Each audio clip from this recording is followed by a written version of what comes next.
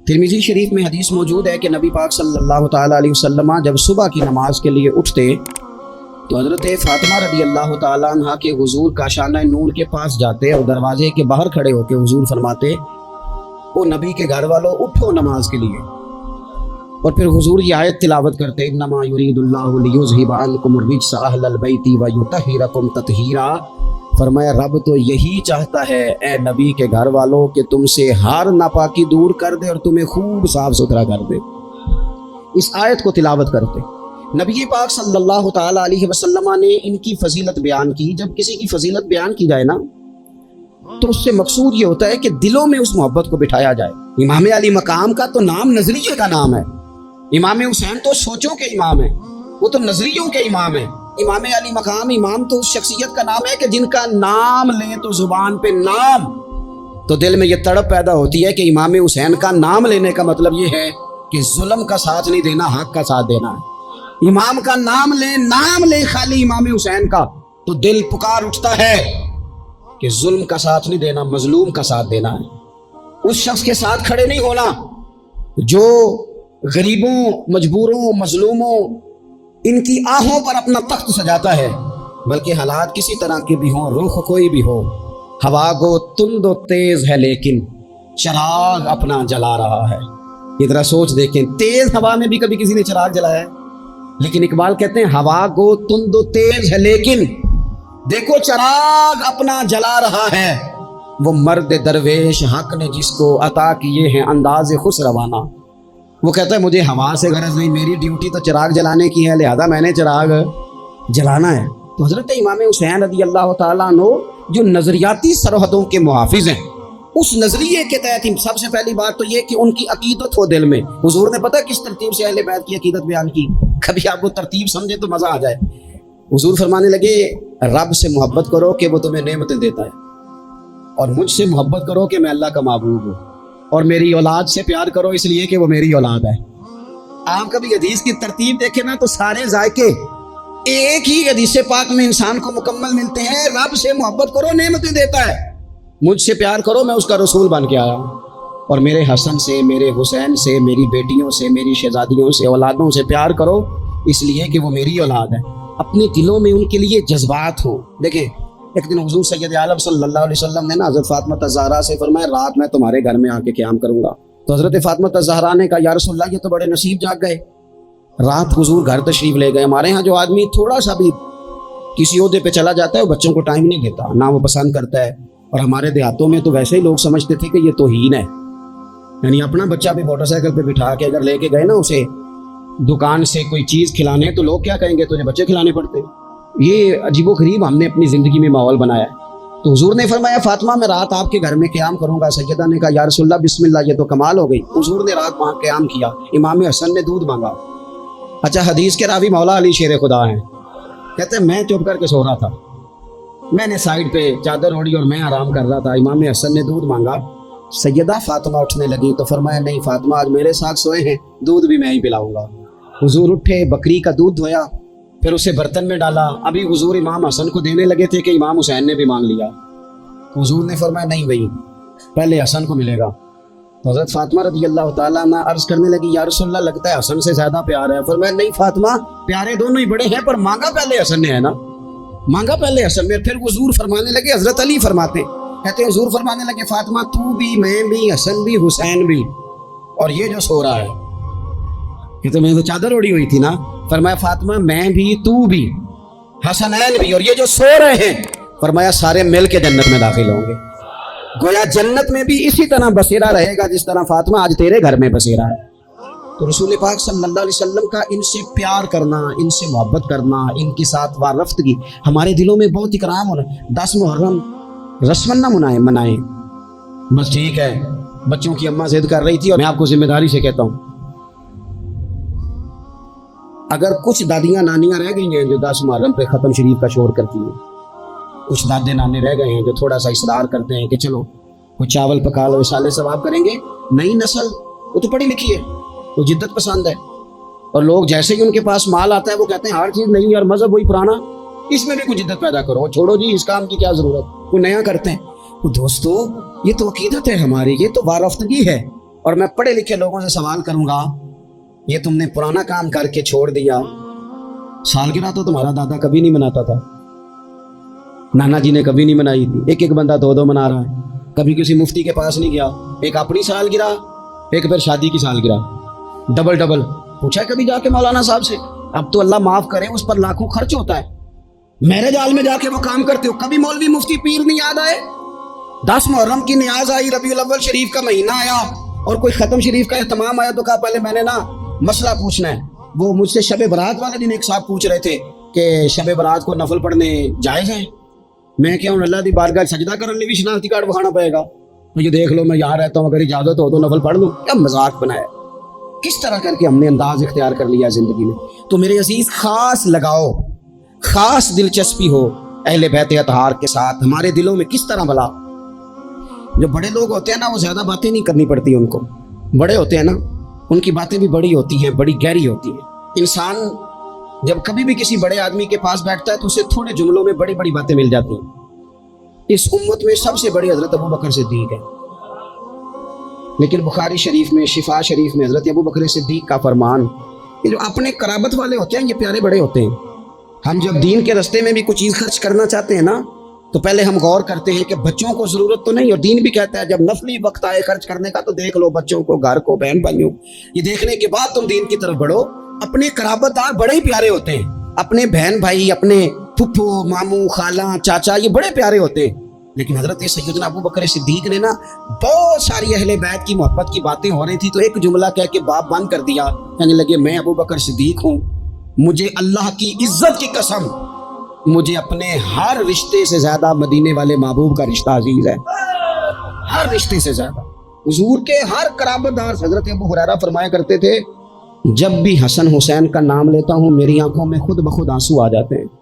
فرمایا کرتے تھے پتہ کوئی نہیں، پتہ کوئی نہیں، اپنوں کا جب ذکر ہوتا ہے نا، اپنوں کا جب ذکر ہوتا ہے، جی کردہ ہے ہن سامنے ہوویں، میرا جی کردہ ہے ہن تو سامنے ہوویں تے میں درد پرانے چھیڑا۔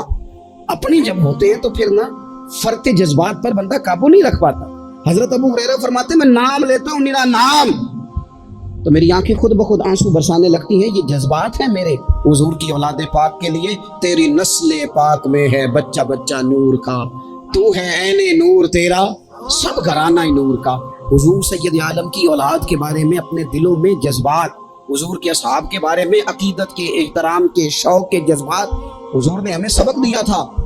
فرمایا 3 باتیں اپنی اولاد کو سکھانا، یعنی والد کے ذمہ لگایا، ماں کے ذمہ لگایا۔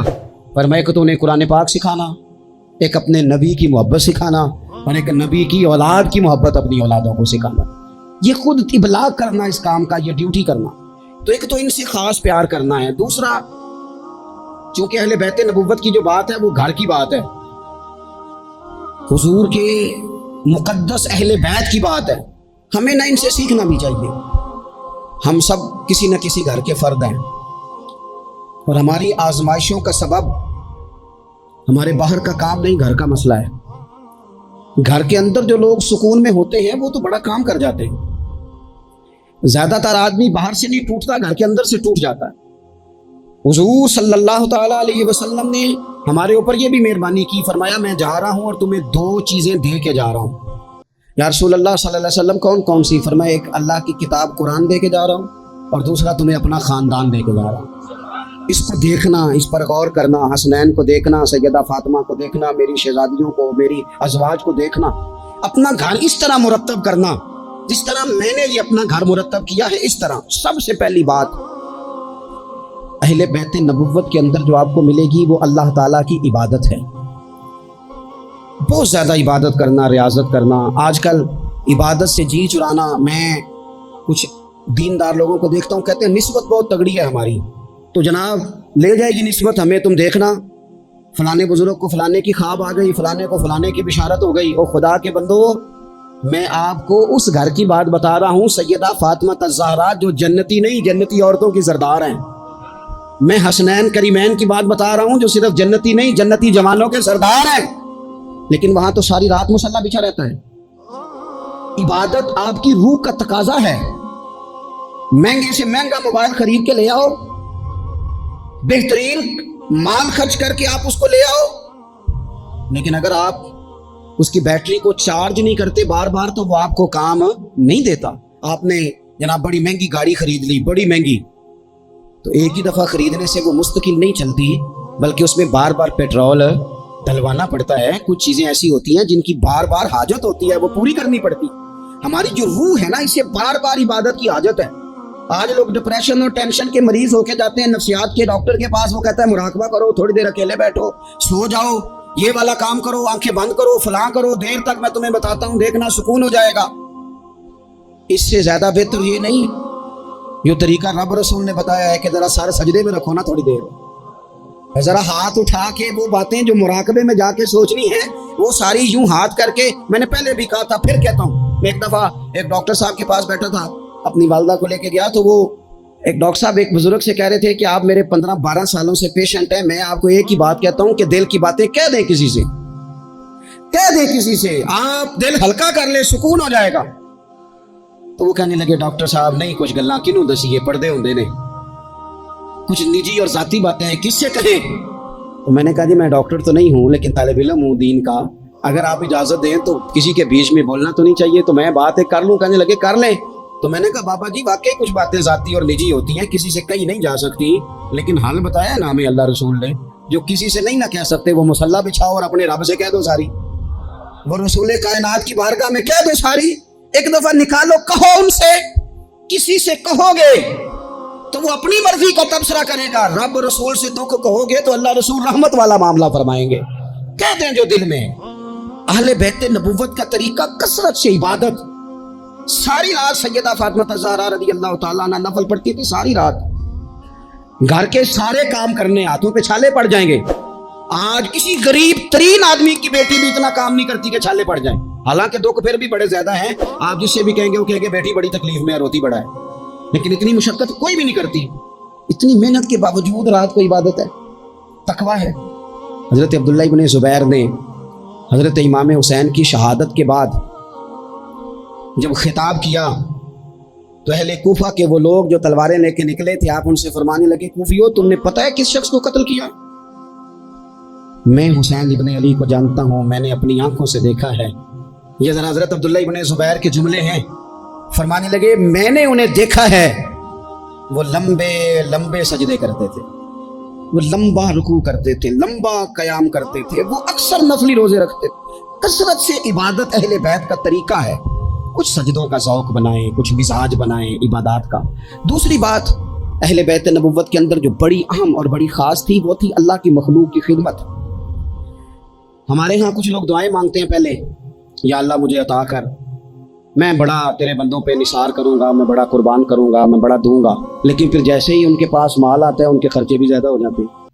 अल्लाह ने वुसअत दे दी है, बड़ा माल दिया है, गांव वाले घर से शहर वाले घर आ गए, अब माल तो और ज़्यादा है, कहाँ खर्च करें? ठीक है, इमाम हुसैन फरमाया करते थे एक लम्हे के लिए, ये सुनो मेरे इमाम का कौल, फरमाया करते थे एक लम्हे के लिए किसी गरीब की मदद कर, अल्लाह पूरा महीना नफली एतिकाफ बैठने से तुझे ज़्यादा सवाब अता फरमाएगा। किसी के आंसू पूछ, किसी के आंसू पूछ, गमे हयात के मारों का एहतराम करो, गमे हयात के मारों का एहतराम, गमे हयात के मारों का, अहले बैत नबुव्वत का उसवा नूर देखो, अल्लाह की मखलूक की खिदमत, अल्लाह की मखलूक के साथ मोहब्बत। इमाम हुसैन के पास एक साइल आया 1 दिनार मांगने, इमाम हुसैन फरमाने लगे ठहर जा, थोड़ा सा इंतजार कर। शाम हो गई, वो बैठा रहा। 5000 अशरफियाँ 5 थैलों में भरी हुई हज़रत सैयदना इमाम हुसैन रज़ी अल्लाह ताला अन्हु के पास लाई गई। तो हज़रत इमाम हुसैन रज़ी अल्लाह ताला अन्हु ने ना, वो उसने तो देखे ना, मांगने वाले को तो पहले बंदा तलाश करता है कि टूटे पैसे हैं कहीं, फिर देता है। इमाम हुसैन के पास 5000 अशरफियाँ आई 5 थैलियों में, और बज़ाहिर हालत ये थी उस वक़्त कि एक अशरफी भी नहीं थी देने के लिए। 5 थैलियाँ आई भरी हुई पैसों की, 5 की 5 पकड़ा के ना मांगने वाले को, साथ फरमाने लगे माफ़ करना यार, तुझे शाम तक इंतज़ार करना पड़ा है। ये देखो, खुद भीख दें खुद ही कहें, मंगते का भला हो, यार ज़रा माफ़ करना, तुझे शाम तक इंतज़ार करना पड़ा। वो जो मिजाज है सखावत का, वो जो अंदाज है सखावत का, और ये जो हुजूर से इन्होंने लिया था ना, एक दफ़ा ना हज़रत फातिमा ज़हरा रज़ी अल्लाह ताला अन्हा अपने दोनों शहजादों को लेके ना तो नबी पाक की बारगाह में गई। آتے ہیں نا بہت سارے نواسے آتے ہیں، کئی دفعہ ان کے ابا جی بھیجتے ہیں، کہتے ہیں لے جاؤ اپنی ماں کو تے نانے نوا کو حصہ دے تھوڑا۔ دیکھو جی مینوں کچھ نہیں چاہیے، جو دینا نے اپنی تینوں دینا ہے، اور دینا بھی چاہیے، بیٹی کا بنتا ہے۔ اور میں درجنوں اور بیسیوں بار کہہ چکا ہوں، جو 5 مربے کا مالک ہے اس کی بیٹی کا بھی حصہ ہے، اور جو 5 مرلے کے مکان میں رہتا ہے اس کی بیٹی کا بھی حصہ ہے۔ اور وہ بھی بڑے سمجھدار ہیں، جن سے حصہ مانگا جاتا ہے وہ کہتے ہیں تیرا بیاہ نہیں کیا، تیرا کہاں سے حصہ آ گیا، لے جا حصہ، پھر میرا مرے کا منہ نہ دیکھنا۔ میرا اس بیٹی سے مشورہ ہے کہ دیکھنا بھی نہیں چاہیے ایسے ظالم کا منہ، رہنے دو۔ جو شریعت کے اصول کی مخالفت کرے اور بیٹی کو حصہ نہ دے، نہ دیکھو منہ اس کا، کوئی ضروری ہے دیکھنا، لیکن حصہ لو۔ یہ وہ حصہ ہے جائیداد میں جو اللہ نے مقرر کیا ہے، اللہ کے رسول نے مقرر کیا ہے۔ یہ کسی شخص کے ایموشنل بلیک میل کرنے سے ختم ہو سکتا، یہ نہیں ختم ہو سکتا۔ بیٹی کی شادی کر دیا تو جو 5 دفعہ بیٹے نے پیسے اجاڑے ہیں تیرے کاروبار میں وہ بھول گئے؟ کیا کہا تھا میاں صاحب نے؟ کہنے لگے تیاں لئی پردیس وے بابل تے پترا لئی جاگیراں، چپ چپ رہنا تے دکھ سکھ سہنا، بس تیاں دیاں تقدیراں، ساری جائیداد اس کو دے دے۔ اور میں نے یہ دیکھا ہے کہ بعد میں جو اس طرح کے ظلم کرتے ہیں وہ کئی ظلموں کا شکار ہوتے ہیں، انہیں جواب دینا پڑتا ہے۔ عام دام برسر مطلب حضرت سیدہ فاطمہ رضی اللہ تعالیٰ عنہ اپنے دونوں شہزادوں کا بازو تھاما، امام حسن اور حسین کا، اور حضور کی بارگاہ میں لے گئی، دنیا مانگنے نہیں، دولت کے لیے نہیں، جائیداد کے لیے نہیں، کہا حضور میں شہزادے لائی ہوں، میرے بچوں کو کچھ دیجئے۔ تو حضور فرمانے لگے فاطمہ، حسن کو میں نے اپنی ہیبت اور سرداری دی، اور فرمایا حسین کو میں نے اپنی جرت اور سخاوت دی، دے دی میں نے دونوں چیزیں۔ اللہ تبارک و تعالیٰ نے پھر ان کو حضور کی عطا سے وہ فیاضیں دی، سخاوت، عبادت، اور تیسری بات غریب پروری۔ جو آدمی ان پڑھ اور غریب ہوتا ہے نا وہ سمجھدار نہیں ہوتا، اس کے گھر کے برتن صاف نہیں ہوتے، اس کو چارپائیاں اچھے طریقے سے بچھانی نہیں آتی، چونکہ بیڈ شیٹیں تھوڑی ہوتی ہیں گھر میں، تو اس لیے عقل تب آتی ہے جب نوٹ آئیں۔ بے وقوفاں دے نوکر ویکھے دانش مند سیاڑے، یہ مطلب گاڑی گھر میں آ جائے تو چھوٹے چھوٹے بچوں کو بھی چلانی آ جاتی ہے۔ جس گھر میں موٹر سائیکل ہو بچوں کو سیکھنی نہیں پڑتی، لیکن اگر شے ہی کوئی نہ ہو، میں کسی شخص سے بیزار نہیں ہو سکتا، کیونکہ ایک ذرہ بھی تو بیکار نہیں ہو سکتا۔ غریب پروری، تھوڑا سا نا لوگوں پر توجہ۔ ہمارا لہجہ غریب کے حق میں، وہ سیانا نہیں، اسے بات نہیں کرنی آتی، اسے نہیں پتا کہ میں نے کس طرز کے ساتھ بیٹھنا ہے اور کس نخرے کے ساتھ میں نے پلیٹ میں ڈالنا ہے۔ بھوک زیادہ لگی ہو تو پھر تو بہت ساری ویسی چیزیں بھول جاتی ہے بھائی۔ تو یہ سارا شعور تو تب آتا ہے جب بندہ برگر کھا کے دعوت پہ آیا ہو، تو پھر وہ تھوڑا سا سالن ڈال کے تو اس میں کانٹا رکھ کے تو کھڑا ہو کے گپ شپ لگاتا ہے، اس لیے کہ وہ روٹی نہیں کھا رہا ہوتا، ویڈیو بنوا رہا ہوتا ہے، وہ تصویریں بنوا رہا ہوتا ہے، اس کا لہجہ اور ہوتا ہے۔ لیکن غریب پروری، مسکین کے ساتھ بیٹھ کے کھانا، کبھی مزدوروں کے ساتھ تصویریں کھنچوانا، ان کی حوصلہ افزائی کرنا، انہیں کہنا کہ نظریں جھکا کے نہ جیا کرو، اٹھا کے جیا کرو۔ غریب آدمی کو پورا اس طرح کا بنا دینا کہ وہ غربت کے اندر بھی اپنے آپ کو عزت والا دیکھے۔ یہ اگر کسی نے سیکھنا ہے تو حسین ابن علی سے سیکھے، یہ حضور کی اولاد پاک سے سیکھے۔ امام زین العابدین کہتے ہیں میرے ابا جی گھوڑے پہ بیٹھ کر جا رہے تھے، غریب لوگ زمین پر چٹائی بچھا کے روٹی کھا رہے تھے، میرے سامنے امام صاحب گھر سے کھانا کھا کے آئے ہیں، غریبوں نے پیغام دیا حضور کھانا کھانا ہے۔ امام صاحب گھوڑے سے اترے، زمین پہ آ کے بیٹھے، غریبوں کے ساتھ روٹی کھانے لگے۔ تھوڑا سا کھانا کھایا تو انہوں نے کہا حضور تھوڑا سا اور کھائیں۔ فرمانے لگے زندگی میں پہلا موقع ہے کہ کھانے کے فوراً بعد کھانا کھا رہا ہوں، بھرا ہوا پیٹ تھا، لیکن علی کا پتر، فاطمہ کا لال زمین پر بیٹھ اس لیے گیا ہے کہ غریب کہیں یہ نہ سمجھیں دعوت دی تھی تو حسین نے قبول ہی نہیں کی، اس لیے بیٹھ گیا ہوں، ورنہ ایک لقمے کی گنجائش نہیں تھی۔ اس کو کہتے ہیں غریب پروری، اس کو کہتے ہیں مزاج ختم کرنا چھوٹے بڑے کا، اس کو کہتے ہیں ایک ہی صف میں کھڑے ہو گئے محمود و یاز، نہ کوئی بندہ رہا نہ کوئی بندہ نواز۔